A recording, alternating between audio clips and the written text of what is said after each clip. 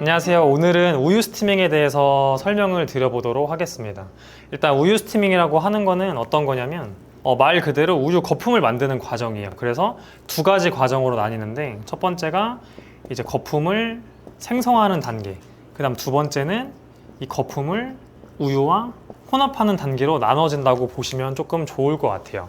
그럼 첫 번째 거품을 생성하는 단계부터 설명을 드리면, 거품을 생성하는 단계를 저희가 보통 공기주입이라는 단어를 써서 설명을 하는데, 말 그대로 바깥에 있는 공기를 주입을 실제 하는 겁니다. 어떤 과정인지 그림으로 간략하게 설명을 드려볼게요. 우리가 스팀 피처에다가 우유를 담고 이제 스팀을 켜게 되면은 스팀 노즐에서 수증기가 분사가 이루어지게 됩니다. 그 상태에서 가만히 있으면 아무 변화 없이 가열만 되기 시작을 해요.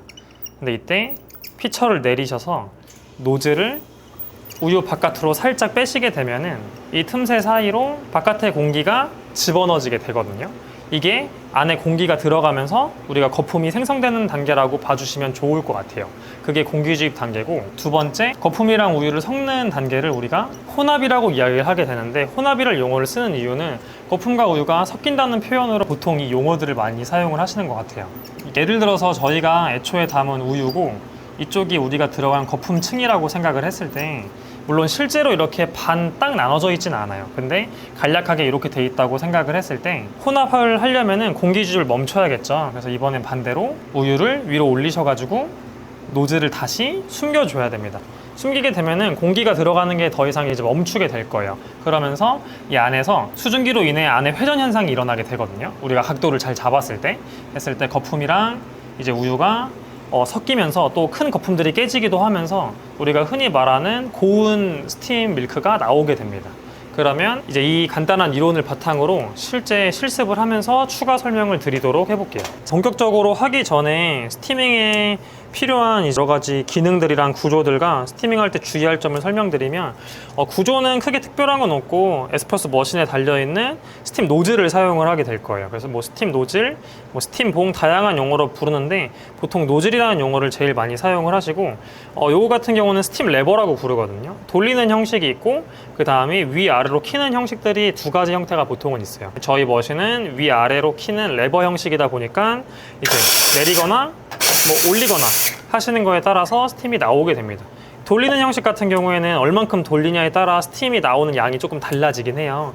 근데 레버 형식은 조절을 하는 건 상당히 어렵다 보니까 다 올려서 켜주시거나 아니면 이제 끄는 것밖에 되진 않는다 라고 봐주시면 좋을 것 같고, 이 모델 같은 경우에는 쿨터치라고 해서 만졌을 때 뜨거운 거를 조금 방지하는 역할을 하는 기능이 있는데, 스팀을 많이 사용하게 되면은 조금 뜨거워지긴 하는데 일반 쿨터치가 없는 노즐들은 이렇게 맨손으로 잡을 수는 없습니다.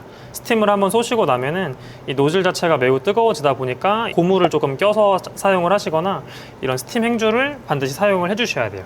스팀을 키신 다음에는 스팀 행주를 해주시는 게 좀 화상 같은 거를 예방할 수가 있다라고 봐주시면 될 것 같고, 이제부터 스티밍 실습을 들어갈 건데, 처음부터 우유로 하시면 낭비량이 많아지다 보니까 이제 그냥 수돗물 찬물에다가 주방 세제 살짝만 넣어주시면 스티밍한 효과가 날 수 있거든요. 여러분도 연습하실 때 그렇게 연습을 하시면 조금 좋을 것 같고, 우리가 스티밍을 본격적으로 하기 전에 해야 되는 작업이 있는데, 수증기가 나오는 거다 보니까 이 안에 항상 수증기가 남아 있어요. 그 수증기가 이제 온도가 내려가면서 바로 물로 변하기 때문에 이 물을 빼주는 작업을 하셔야 됩니다. 스티밍 직전에 이런 식으로 한번 스팀을 쭉 빼서 물이랑 같이 빼주시면 될 것 같아요. 왜냐하면 당연히 스팀을 할 때 우유에 물이 들어가면 안 좋기 때문에 이 퍼징이라는 작업을 무조건 해주고, 이 작업은 이따가 스티밍이 끝나고도 한 번 더 해줄 거거든요. 그때는 이 안으로 스티밍 하는 동안 우유가 조금 빨려 들어가요. 그 우유를 바깥으로 다시 빼줘야 되기 때문에 스티밍 후에도 하게 됩니다. 그래서 이 퍼징은 스티밍 직전, 스티밍 직후 두 번 한다고 보시면 될 것 같아요. 이제 그러면 공기주입부터 차근차근 설명해 볼게요. 퍼징하시고 각도를 잡는데, 저희 머신 노즐 같은 경우는 각도가 자유자재로 움직이긴 해요. 근데 너무 아래로 내린 경우에는 이제 할 수가 없죠. 여기 트레이에 걸려버리니까. 너무 올리는 경우에도 하기가 조금 불편합니다. 그래서 저 같은 경우는 각도를 다 올렸다가 살짝만 눕히는데 이거는 사용하시는 머신이랑 이제 사람의 키가 다 다르다 보니까 내가 편한 각도로 조금 잘 잡아주시는 게 좋을 것 같아요. 너무 낮추거나 올리는 건 좀 권장드리지 않고 이 정도로 각도를 잡아준 다음에 다양한 자세가 있어요. 근데 제가 추천드리는 자세는 이 피처의 코라고 부르는 이 부분을 이 노즐에다 걸어주시는 겁니다. 그래서 이 노즐을 조금 더 지지대로 활용하면서 안정적으로 스티밍을 할 수가 있어요. 초보자분들도. 건 상태로 그냥 그대로 올리세요. 바닥 수평 맞춰서 그대로 올리시면은 이렇게 노즐이 가운데 들어가게 돼요. 그쵸? 그 다음에 이 상태로 하시면 공기 주변 문제가 없는데 회전하실 때 회전이 잘 안 되는 경우들이 생겨요. 그래서 이 피처를 살짝 꺾어서 각도를 만들어 줍니다. 각도 같은 경우에는 시계로 따졌을 때 3시 방향, 2시 방향 그 정도에 위치시킨다고 보시면 좋을 것 같아요. 그러면은 가운데에서 살짝 꺾어서 이렇게 맞춰주시면 되고, 저 같은 경우에는 지금 피처를 이렇게 잡고 있는데 초보자분들 같은 경우는 손잡이를 잡고 하시는 걸 추천을 조금 드릴게요. 뜨거워질 수 있다 보니까. 저는 일단 설명을 위해서 이쪽을 잡고 설명을 할 거고, 가장 또 많이 물어보시는 게 어디까지 담가야 돼요를 많이 물어보세요. 이쪽에 보시면 이걸 스팀 팁이라고 하는데 이 선이 구분이 돼 있거든요. 이 부분까지 깊게 담그고 하시는 걸 먼저 저는 권장을 드리는데, 왜 그러냐면 이렇게 빼고 하시는 경우에는 처음부터 공기가 너무 세게 들어갑니다. 그래서 담그고 하는 걸 추천을 드려요. 그럼 이걸 한번 제가 먼저 보여드려 볼게요. 살짝 뺀 상태에서 스팀을 바로 틀어 볼게요. 시작하자마자 공기가 들어가는 게 눈에 보이시죠? 이런 식으로. 숙달이 되신 분들은 상관없는데 초보자의 경우에는 갑자기 막 거품이 들어가면서 놀라는 경우가 생기거나 내가 원하는 양보다 더 많은 거품이 들어가기도 합니다. 자, 이번에는 그러면 깊게 담근 상태에서 한번 시작을 해볼게요. 똑같이 위치를 잡아주시고 저 선이 안 보이게 담갔어요, 이번엔. 그 다음 스팀을 틀어보시면 아까랑 다르게 공기 들어가는 소리가 아니라 끼익 하는 소리가 나게 되죠. 이거는 단순 가열만 되는 현상이라고 보시면 좋을 것 같거든요. 근데 이 방법을 추천하는 이유는 아까 말한 것처럼 빼고 하지 않다 보니까 처음부터 공기가 막 들어가진 않아요. 내가 컨트롤할 수 없을 정도로. 그래서 이렇게 깊게 담근 상태에서 틀어주시는 게 내가 조금 더 조절하기 편리하실 거다, 이걸 추천드릴게요. 그럼 이제 깊게 담근 상태에서 그 다음 어떻게 해야 공기가 들어갈 수가 있는지를 설명을 드려볼게요. 자, 그러면 이번에는 깊게 담근 상태에서 공기를 어떻게 넣는지 조금 보여드리도록 해볼게요. 스팀을 쓰신 다음에 가만히 계시면 안 되고 피처를 조금씩 내려서 노즐을 살짝씩 빼주셔야 돼요. 공기가 들어갈 때마다 소리 들리시나요? 이런 소리가 나야 공기가 들어간다라고 좀 확인을 해주시면 좋을 것 같아요.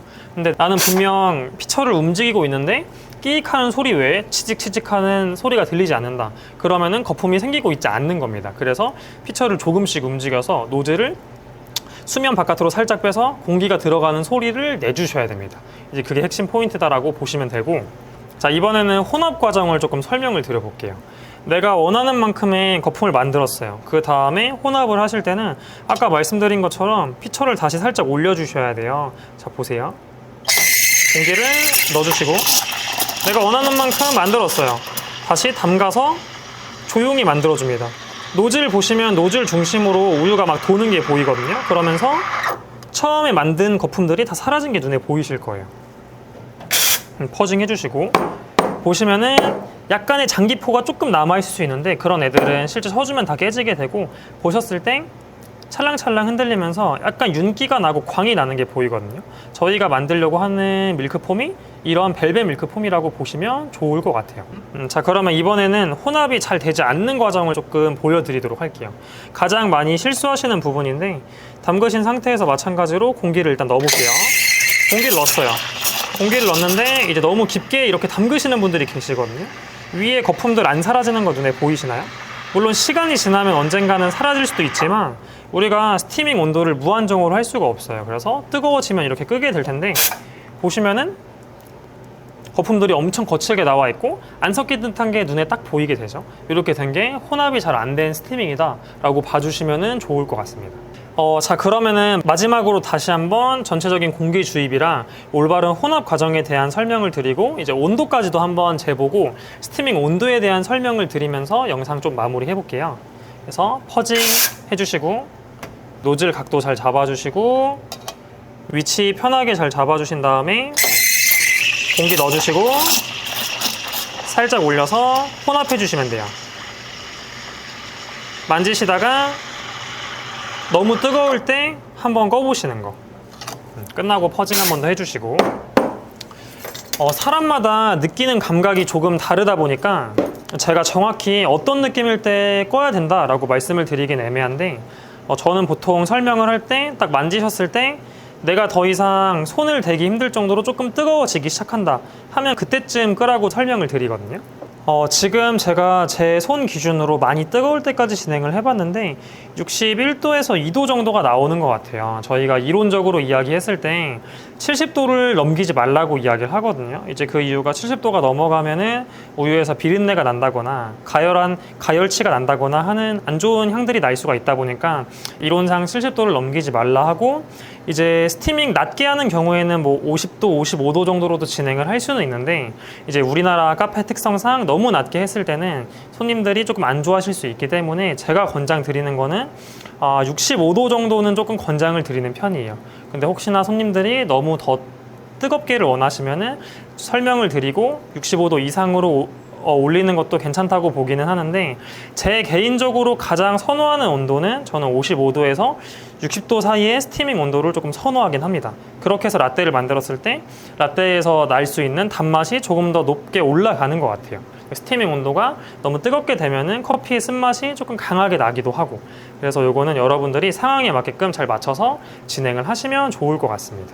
그럼 오늘은 우유 스티밍에 대해서 배워봤고, 가장 핵심적인 거는 공기 주입을 통해서 우유 거품을 만드시는 거고, 그래서 공기 주입을 많이 하실수록 거품의 양이 많아진다고 생각하시면 되고, 혼합을 통해서 거품의 품질이 좋아진다고 보시면 좋을 것 같아요. 그래서 공기 주입을 통해 양을 조절하고 혼합 과정을 통해서 거품의 품질을 조절을 한다라고 생각을 하시면 좋을 것 같습니다. 그러면 다음 시간에는 이제 우유 스티밍을 통해서 라떼 아트를 통해 간단하게 하트 만드는 방법을 알려드리도록 할게요.